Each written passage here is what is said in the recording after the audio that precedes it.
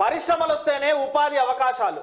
త్వరలో సిగ్మెంట్కు cement factory, Kodangal భూముల ధరకు కోకాపేట అంత పెరగాలి. పట్టా భూముల మాదిరిగా అసైన్ ల్యాండ్స్కు పరిహారం అద్దమోలే మెరువాలే, ఆదర్శంగా నిలువాలి. కొడంగల్ నుంచి కాంగ్రెస్కు 50,000 మెజారిటీ ఇవ్వాలి. ఏప్రిల్ 6న తుక్కుగూడలో కాంగ్రెస్ సభ, ముఖ్య నేతల సమావేశంలో సీఎం రేవంత్ రెడ్డి.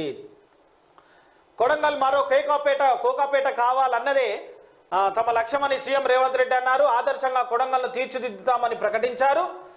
అభివృద్ధి కార్యక్రమాలు వేగంగా జరగాలంటే రైతులు భూములు ఇవ్వాలని సీఎం రేవంత్ రెడ్డి కోరారు. మహబూబ్నగర్ స్థానిక సంస్థల ఎమ్మెల్సీ ఎన్నికల్లో ఎక్స్ అఫీషియో మెంబర్ హోదాలో కొడంగల్లో ఆయన ఓటు హక్కును వినియోగించుకున్నారు.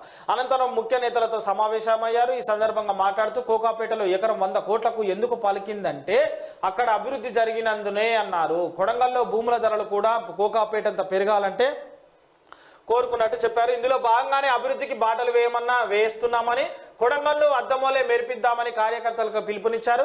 రాష్ట్రంలో ఆదర్శ నియోజకవర్గంగా కొడంగల్ను నిలుపుదామని చెప్పి అన్నారు. పట్టా భూములకు ఇక ఏం లేదు, అక్కడ ఉన్నటువంటి భూముల ధరలు పలికేందుకు ఆయన మాట్లాడినటువంటి మాటలకు అంతే.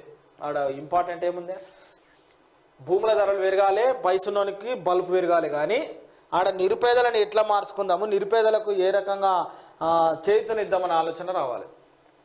ముగిసిన ఎమ్మెల్సీ ఉప ఎన్నిక, Mahabubnagar MLC by elections 99.86% voting నమోదు. 2న కౌంటింగ్, అదే రోజు ఫలితం వెల్లడి. ఓటేసిన సీఎం రేవంత్, ఎమ్మెల్యే బండ్ల.